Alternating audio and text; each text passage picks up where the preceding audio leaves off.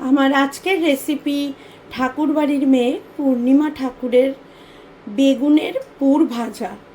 এর জন্য আমার যা যা লাগছে সেগুলো হলো বেগুন, যেটাকে আমি মোটা করে প্রথমে কেটেছি, কেটে এরকমভাবে খানিকটা কেটে নিয়েছি, আবার ভেতর থেকে কেটে এই দিকটা কিন্তু জোড়া লাগানো আছে। এইভাবেই সবকটা পিসকে ভালো করে কেটে নিয়েছি। এই যে এরকম করে কেটে নিতে হবে। আর নিয়েছি লঙ্কা,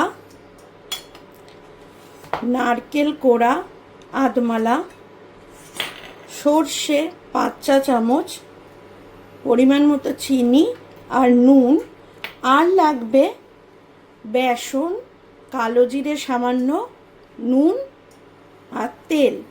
এই দিয়েই তৈরি হয়ে যাবে আজকে আমাদের ঠাকুরবাড়ির রেসিপি বেগুনের পুর ভাজা।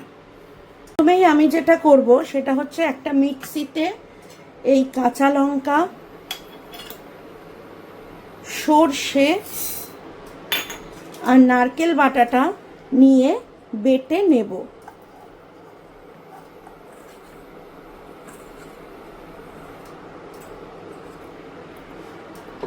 এবার আমি এটাকে এরকম শুকনোভাবেই বেটে নেব, বেশি জল দেব না। মশলাটা আমি শুকনো করে বেটে নিয়েছি। এবার আমি বেসনের গোলাটা তৈরি করে নেব। এবার আমি 1 বাটি বেসন নিলাম, ছোলার বেসন। বেসনটা একটু গাঢ় করেই গুলতে হবে। এই বেসনের মধ্যে আমি 1/2 টিস্পুন কালো জিরে দিচ্ছি। এবার আমি এর মধ্যে নুন দিচ্ছি, পরিমাণ মতো নুন দিলাম। এটাকে ভালো করে হাত দিয়ে আমি মিশিয়ে নেব, যাতে বেসনের যে দলাগুলো আছে বা লামগুলো আছে সেগুলো মিশে যায়। কেউ চাইলে এই সময় একটু খাবার সোডা দিতে পারেন, তবে যেহেতু উনি উল্লেখ করেননি খাবার সোডা, তাই আমি দিচ্ছি না। এবার আমি আস্তে আস্তে জল দেব আর এটাকে গুলে নেব। এবার আমি অল্প অল্প করে এটা জল দেব আর দিয়ে হাত দিয়ে এরম এরম করে ফেটিয়ে নেব আর কি, কারণ এটা খুব বেশি পাতলা হবে না।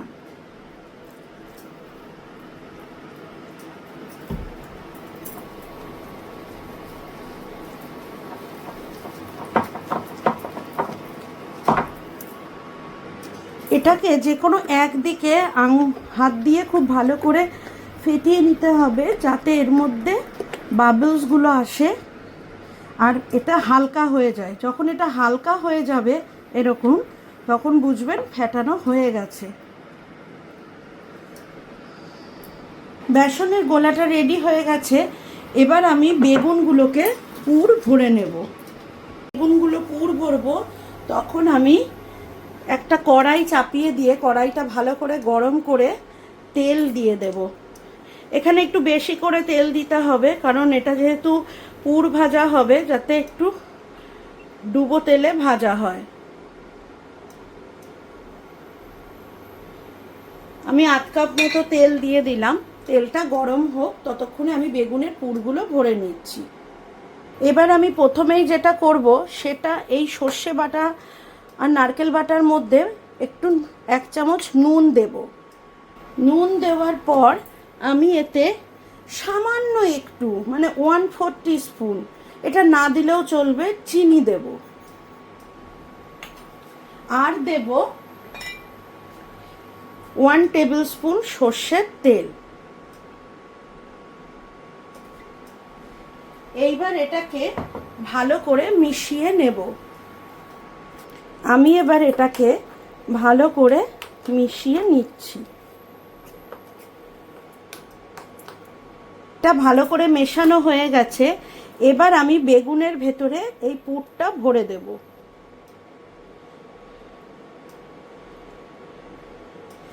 এইভাবে বেগুনের মধ্যে একটা পার্সেলের মতো করে নিলাম, নিয়ে এক একটা বেগুন রেখে দিচ্ছি। এইভাবে সবকটা বেগুনেই আমি এই পুরটা ভরে দেব।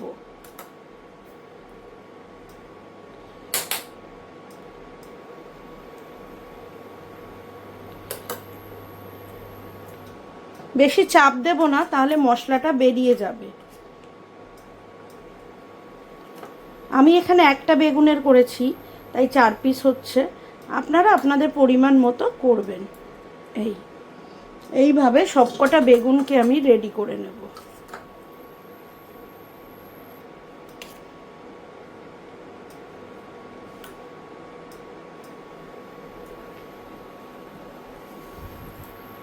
এইভাবে বেগুনগুলোকে আমি রেডি করে নিলাম। এর ভেতরে এই যে মশলা প্রত্যেকটার ভেতরে দিয়ে রেডি করে নিলাম। এবার যেটা করব সেটা হচ্ছে এই ব্যাটারটাতে এক একটা করে বেগুন নেব, এই ব্যাটারে এরমভাবে গায়ে লাগাবো।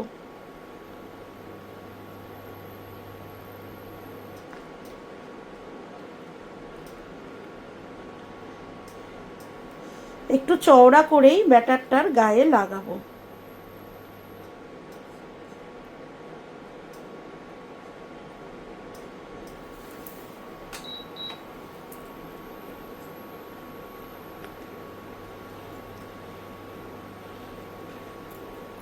এই ব্যাটারটার গায়ে লাগিয়ে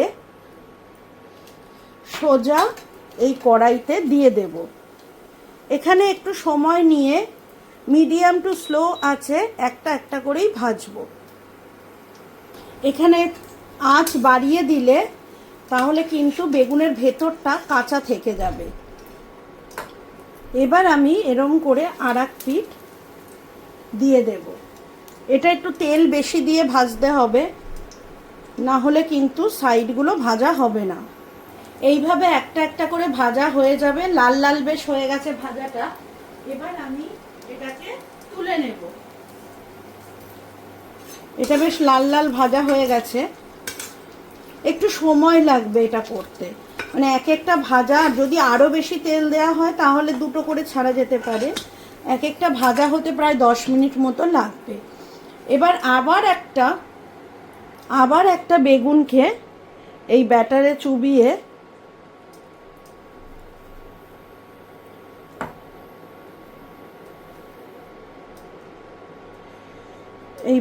চুবিয়ে কড়াইতে ছেড়ে দিলাম।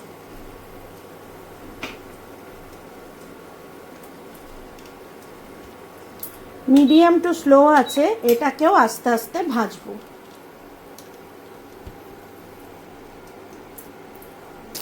এইভাবে প্রত্যেকটাকে ভালো করে ভেজে নিতে হবে। আস্তে আস্তে সময় নিয়ে লাল লাল করে ভেজে নিতে হবে।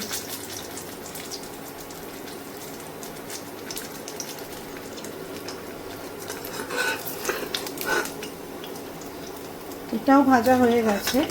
এবার আমি তুলে নিচ্ছি। আমি আর একটা এর মধ্যে ছেড়ে দিচ্ছি।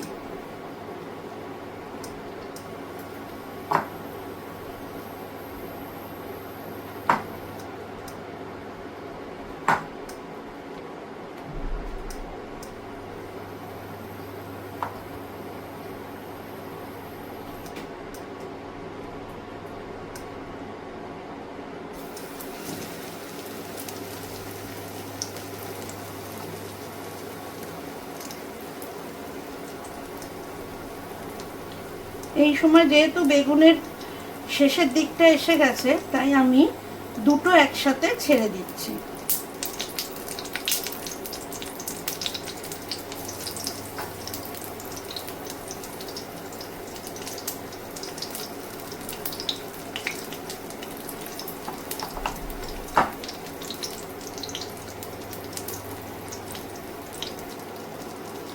তো এগুলো ভাজা হয়ে গেছে। এবার আমি এগুলোকে তুলে নিচ্ছি।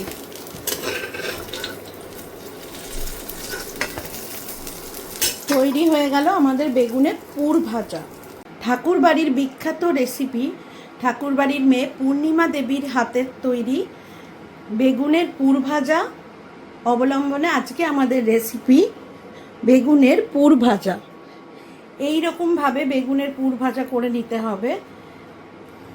এটা ডাল দিয়ে খেতে বা শুকনো ভাতে খেতে দারুণ লাগে। একবার করে দেখবেন আর অবশ্যই আমাকে জানাবেন কমেন্টসে কেমন লাগলো।